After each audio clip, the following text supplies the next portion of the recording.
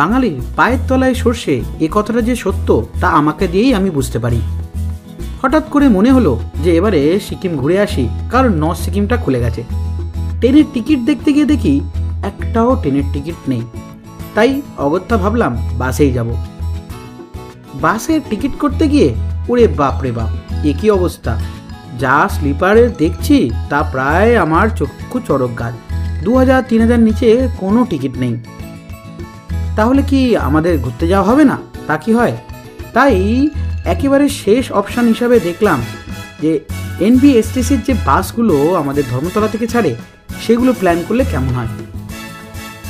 আজকের পর্বটা পুরোপুরি এই বাস জার্নি নিয়ে, তাই যারা একটু সস্তায় কলকাতা থেকে শিলিগুড়ি যেতে চান তাদের জন্য এই ভিডিওটা একেবারে প্রযোজ্য। মাত্র 450 টাকায় স্প্ল্যানেড থেকে কিভাবে আপনারা শিলিগুড়ি যাবেন, বাসেতে কোথায় কোথায় স্টপেজ দেয়, কোথায় গিয়ে আপনাদের বাথরুম বা রেস্ট নেওয়ার ব্যবস্থা হবে, কোথায় গিয়ে খাবেন, তার পুরো তথ্য থাকছে এই পর্বতে। তাহলে চলুন দেরি না করে শুরু করা যাক আজকের এই পর্ব।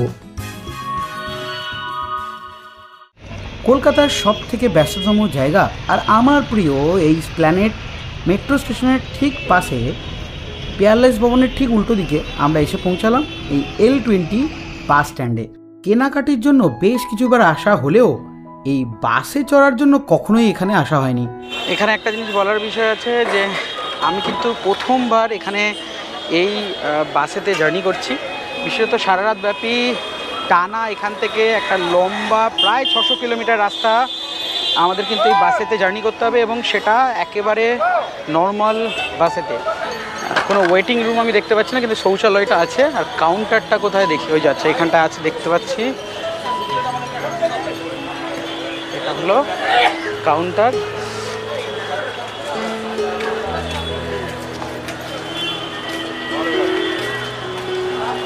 এখান আচ্ছা এর ভেতরেই ওয়েটিংয়ের জায়গা আছে।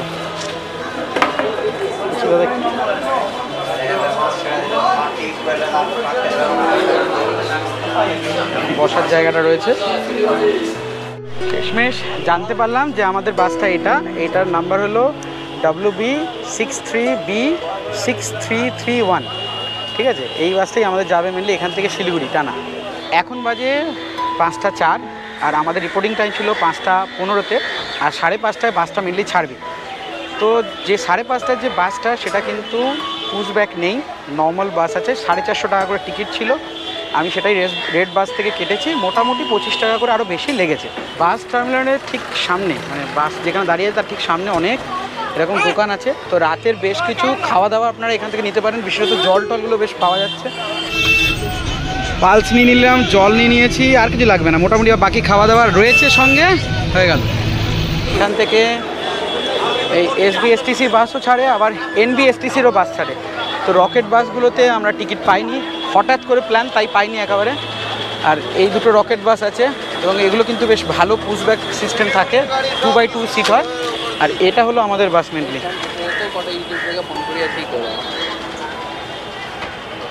অলরেডি বাসে এরকম কন্ডিশন। ওকে, চলো, ড্রাইভারের সিট এখন আসেনি। এদিকে দুটো আর এদিকে তিনটে। আমাদের এখানে একটা আছে জানলার সাইড, আর মাঝখানে পড়েছে, এখানে অন্যজনের আছে। আর পুরোটাই 3x2 সিটের ক্যাপাসিটি রয়েছে আর কি। সিকিউরিটির ব্যাপারটা মোটামুটি ঠিকঠাক দেখলাম, কারণ দুটো CCTV ক্যামেরা লাগানো আছে, আর সামনে থেকে ড্রাইভার দাদা সেটা দেখতেও পাচ্ছে। সিটগুলো মোটামুটি খুব ভালো বলবো না, কিন্তু 450 টাকা অনুযায়ী ঠিক আছে। দেখুন মোটামুটি নরম, কিন্তু এই বসার জায়গাটা, এই জায়গাগুলো বেশ আরেকটু নরম হলে ভালো হতো। আর সবারই ব্যাগ রাখার জায়গা হয়েছে, কিন্তু আমরা প্রথম সিটটা নিয়েছি বলে আমাদের উপরে আর ব্যাগ রাখার জায়গাটা নেই, এই যে ফাঁকা। আর সকলের এরকম ব্যাগ রাখার জায়গা আছে। আমাদের ড্রাইভার দাদা এসে গেছে, মানে পাইলট দাদা। দাদা আপনার নাম? দাদা অনন্ত বর্মন। আজকে এই দাদার হাতেই আমরা সারা এখান থেকে শিলিগুড়ি পর্যন্ত যাব। তো টাইম হয়ে গেছে, এখন বাজে হলো 5:34। গাড়ি স্টার্ট হয়েছে, কিছুক্ষণের মধ্যেই ছেড়ে দেবে। টাইমের থেকে মাত্র 5 মিনিট লেটে আমাদের এই যাত্রা শুরু হলো। গাড়ি স্টার্ট। এখন বাজে 5:59, মানে প্রায় 6টা। আর আমরা ক্রস করছি এখন শিয়ালদা স্টেশন।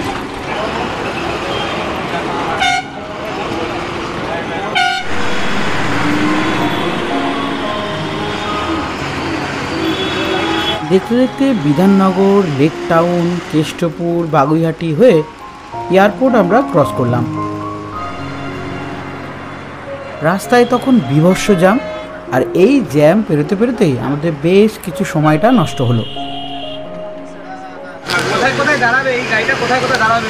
এখান থেকে কৃষ্ণনগর খাওয়ার জন্য, আচ্ছা, তারপর বহরমপুর, তারপর অমরপুর, ধুলিয়ান, ফারাক্কা, মালদা। মালদা তো রাত্রে হয়ে যাবে, তারপর শিলিগুড়ি। তোমাদের গন্তব্য ভোরবেলা বলতে ভোরবেলা তো শিলিগুড়ি ঢুকে যাবে আনুমানিক। কতক্ষণে, মানে শিলিগুড়ি ঢুকতে কত বেলা হবে?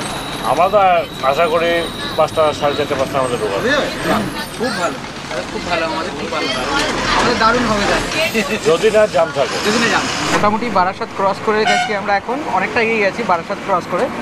তো এবারে একটু বলি যে এতক্ষণ ধরে তো বসলাম, বসে কেমন লাগছে? খুব একটা খারাপ লাগছে না, কিন্তু মেন ব্যাপারটা হলো এখানকার লেগ স্পেসটা একটু কম। এই দেখুন, জায়গাটা খুব কম। আর আমরা এই ব্যাগটা সামনেই রেখে দিয়েছি, কারণ আমাদের ওপরে তো জায়গা মানে নেই, তো সামনেই ব্যাগটা রেখেছি। যদিও সামনে একদম হয়েছে বলে একটা সুবিধা ভালো হয়েছে, যে প্রয়োজন পড়লে আমরা একটু পাটাকে এদিকে সোজা করতে পারছি এইরকমভাবে, যেমন আমার ভাইও করে রয়েছে। তো সামনে বসলে কিন্তু এই সুবিধাটা পাওয়া যাবে, কিন্তু যদি পিছন দিকে বসেন তাহলে কিন্তু এই সুবিধাটা পাবেন না, কারণ ওখানে পাটা মোটামুটি নিচে গিয়েই শেষ, লম্বা করা যাবে না। 4 লেনের মেনলি বাইপাসটা হয়ে আছে। কথা যেটা বললাম কন্ট্রাক্টর দাদা বা ড্রাইভার দাদার সঙ্গে, বললো মোটামুটি কৃষ্ণনগর ছাড়ার পর বেশ ভালো রাস্তাটা পাওয়া যেতে পারে, তারপর বহরমপুর ছাড়ার পর তো বেশ ভালো পাবো। তো দেখা যাক, এখনও টাইম বেশি হয়নি, এখন হয়েছে জাস্ট 7:35, অনেকটা জার্নি আছে। দেখি এরকম করতে করতে কেটে যাবে। খাওয়া দাওয়ার জন্য যখন গিয়ে নামবো, তারপরে আবার আপনাদের সঙ্গে কথা হচ্ছে। এখন একটু রাস্তাটা এনজয় করে নেন।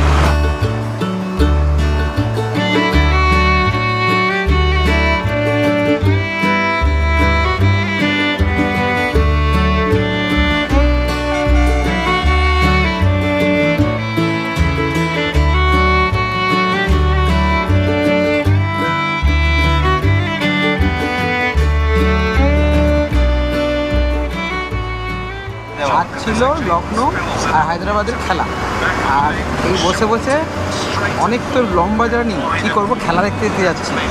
এই যে খেলা চলছে,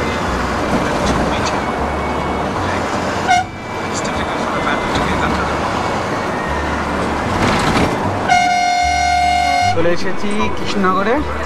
আর কৃষ্ণনগরের সরভাজা, সরপুরিয়ার জন্য বিখ্যাত। এখন বাজে 9:16, আর আমরা এসে পৌঁছেছি এই কৃষ্ণনগরে। আমাদের বাস এসে দাঁড়িয়েছে এই যে পিছনে, অনেক লোকজন একসঙ্গে বসে খাওয়া দাওয়া করতে পারবে এরকম একটা জায়গা এই যে রয়েছে। এটা হলো মা তারা মা হোটেল অ্যান্ড সুইটস। তো এখানে অনেক স্পেস আছে, দেখা যাচ্ছে।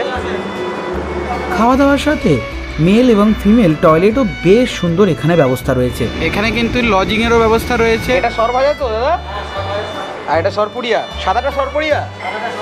হ্যাঁ, দুটোই সরপুরিয়া এবং সরভাজা দুটোতেই কিন্তু 700 টাকা করে কিলো।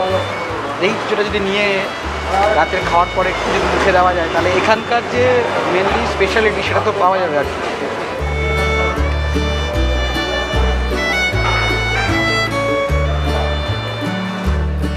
খাওয়া দাওয়ার রেট ছিল বেশ রিজনেবল। প্রায় কলকাতা থেকে আমরা 121 কিলোমিটার পথ পেরিয়ে এই কৃষ্ণনগরের এইখানে এসে পৌঁছেছি।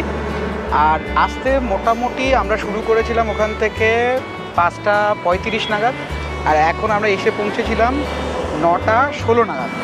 তো মোটামুটি বুঝতেই পারছেন এই ডিস্টেন্সে রাস্তা খুব জ্যাম ছিল, কিন্তু সত্যি বলতে গেলে এখনও পর্যন্ত সেরকম কিন্তু কোনো কষ্ট ফিল করিনি।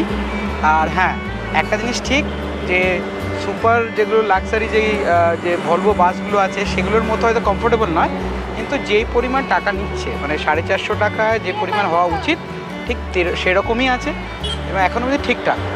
দেখা যাক সকাল পর্যন্ত কেমন কী অবস্থা থাকে শরীরে, সবটাই আপনাদের দেখাবো, সঙ্গে থাকুন, পুরোটাই আপনাদের পুরো ডিটেলসে জানাবো। রাতের খাওয়া দাওয়া সকলে খেতে গেছে ওখানে, আমরা বাড়ির থেকে নিয়ে এসেছিলাম রুটি আর আলু ডিম, ঝুড়ো ডিম দিয়ে আলু দিয়ে তরকারি। এটা আমার খুব ফেভারিট, কিন্তু যাই হোক ও বানিয়ে দিয়েছে। হোম হোটেলের খাবার দাবার সুপার। এত দিয়েছে তরকারি, এতগুলো রুটি দিয়েছে যে খেয়ে শেষ করতে তো পারবো না। সকালের ব্রেকফাস্টটা বোধহয় এটা দিয়েই করতে হবে যা অবস্থা। সর ভাজা সর পুরিয়া দুটোই খেলাম, খুব বেশি একদম যে ক্যারকের মিষ্টি তা নয়, বেশ ভালো লাগছে, হালকা হালকা মিষ্টি, মজাও লাগছে। আমাদের গাড়ির ড্রাইভার আবার চলে এসছে, গাড়িটা পরিষ্কার করছে। এই যে দাদা, কন্ট্রাক্টর দাদা রয়েছে। এখন এখান থেকে আবার বেরোতে হবে। এর পরের স্টপেজ কি? বহরমপুর। বহরমপুর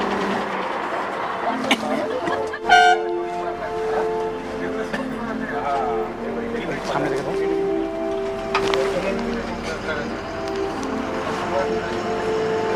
এখন বাজে রাত্রি 10টা 15। সবাই খেয়ে দিয়ে উঠেছে, সকলেরই প্রায় চোখ লেগে গেছে। তো বাসে কিন্তু লাইট বন্ধ হয়ে গেছে আর গাড়িও চলছে মোটামুটি 78 আর 79-র মধ্যেই গাড়ি চলেই যাচ্ছে।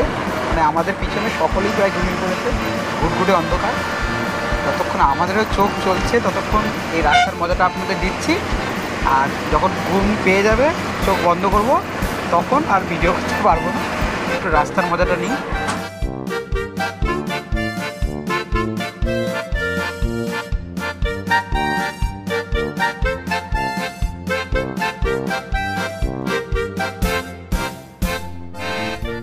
বেশ কিছু চেনা এবং অচেনা টোল ট্যাক্স আমরা ক্রস করলাম।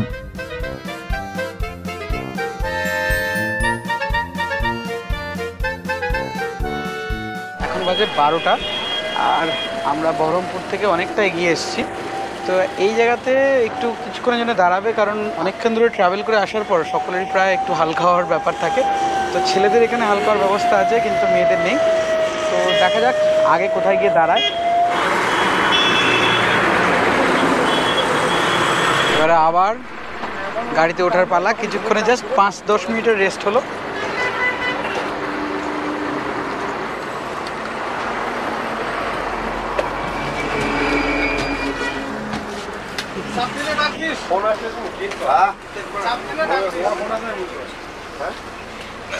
আমাদের এবার ড্রাইভার দাদা চেঞ্জ হয়ে গেছে, এখন ইনি চালাবেন। এটা বেশ ভালো, কারণ মোটামুটি একজন প্রায় 300 কিলোমিটার চালিয়ে চলে এলো, আর তারপরে আর একজন প্রায় 300 কিলোমিটার চালাবে, কারণ একা পুরোটা চালিয়ে যাওয়াটা সম্ভব নয় আর কি।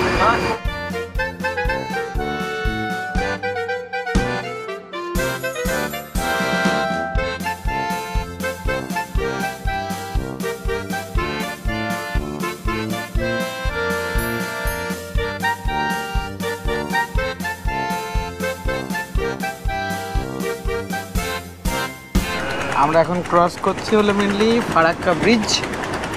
তো প্রতিবার কি হয় ট্রেন থেকেই দেখি, এবার ব্রিজের উপর থেকে যাচ্ছি।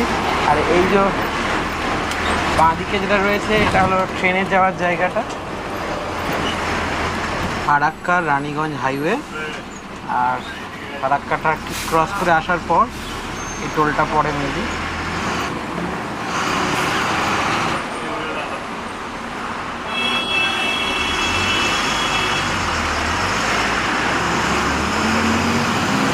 গুড মর্নিং বন্ধুরা, এখন বাজে 5টা আর আমরা মোটামুটি এখন কতটা এসেছি দাদা? ইসলামপুর পার হয়ে চলে এসেছি। আর এখান থেকে মোটামুটি সময় লাগবে যতটা দেখতে পাচ্ছিলাম গুগল ম্যাপ অনুযায়ী 1 ঘন্টা 15 মিনিট। তো আশা করি 6:15-20 মধ্যে শিলিগুড়িতে পৌঁছে যেতে পারবো। তো এখন একটু দাঁড় করিয়েছে সকলে একটু ফ্রেশ হওয়ার জন্য, একটা পাম্পে আমরা মেনলি দাঁড়িয়েছি। আর দেখা যাক একটু এখানে 5-10 মিনিট সবাই হয়তো ওয়েট করবে, তারপর আবার বেরোবে। মোটামুটি রাস্তা দিয়ে বেশ কিছু যেগুলো দূরপাল্লা গাড়িগুলো রয়েছে সেগুলো যাচ্ছে, যেমন ইজি রাইডের গেল একটা, লোকনাথ ট্রাভেলসের একটা গেল। আমাদের যদিও সরকারি বাস, কিন্তু এখনও পর্যন্তই ঠিকঠাকই আছে। আশা করি আর ঘন্টাখানিক বা ঘন্টা দেড়েক মতন ঠিকঠাক হয়েই যাবে। অনেকক্ষণ বসে গেলে যেটা হয় সেটা তো হবেই, একটু কোমরটা একটু ধরে যাওয়ার মতো থাকে, কিন্তু এমনি ওভারঅল ভালো। আর যেগুলো স্লিপার বাসগুলো হয় তার যে সাসপেনশন হয় সেই রকম এটাতে নেই। নর্মালি যেমন হয়ে থাকে এখনকার নতুন BS6-এর যে গাড়িগুলো, যেগুলো নর্মালি আমাদের কলকাতা অঞ্চলে চলে, সেই ধরনেরই সাসপেনশন আছে, কিন্তু চলে যাবে মোটামুটি। আবারও শুরু হলো আমাদের পথ চলা। সকালবেলা রাস্তার দুপাশে চায়ের বাগান দেখা, আর এই চা বাগানের যে দর্শন পাওয়া, তার সঙ্গে এই গরমের মধ্যে কুয়াশার ফিলিং পাওয়া। এই দেখুন, সারা রাতের যে জার্নিটা ছিল তার ক্লান্তটা অনেকটাই কিন্তু এখানে মুছে যাবে। আর সকালের এই দৃশ্যগুলো দেখলে বেশ ভালো লাগছে রাস্তাটা।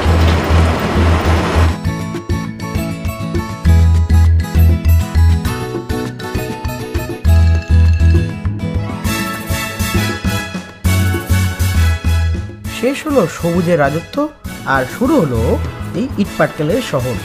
হ্যাঁ, আমরা এখন ঢুকে পড়েছি শিলিগুড়ি শহরে। বেশ কিছু মানুষজন আগেই নেমে গেছে, তাই বাসটা একটু খালি হয়ে গেছে। আমরা একদম এসে গেছি, আর মাত্র 400 মিটার বাকি আছে। এই জাস্ট আগের মোড়টা থেকে ডান দিকে ঢুকে গেলেই হলো বাস স্ট্যান্ডটা।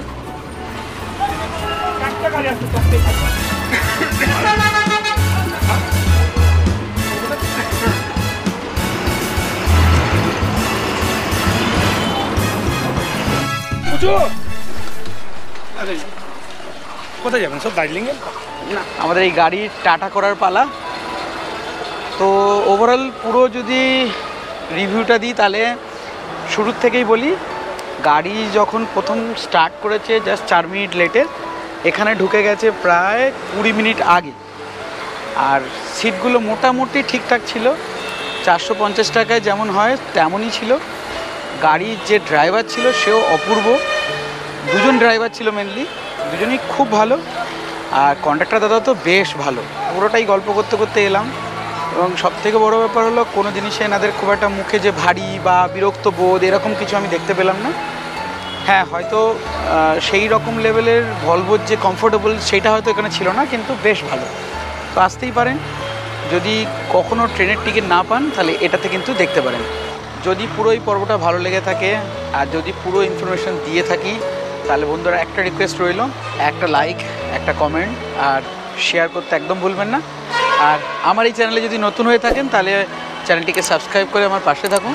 এই ধরনের আরও নতুন নতুন পর্ব আসছে।